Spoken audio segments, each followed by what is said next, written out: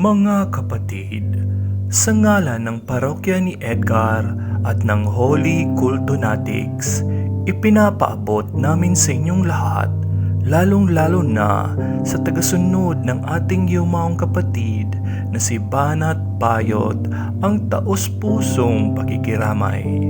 Sa sandaling ito ng ating kapighatian ay makatagpo nawa tayo ng aliw, saya at pag-asa sa mga pangungusap at pangakong binigkas ni Pura Luca Vega. Kaya kay Pura Luca Vega na tumubos at nagpalaya sa atin mula sa kaipokrituhan, kamalasan at sa takot makansel, ay ialay natin ito sa pagpanaog ng kaluluwa ni Banat Bayot, itong gagawing pagdiriwang ng katapusan niya.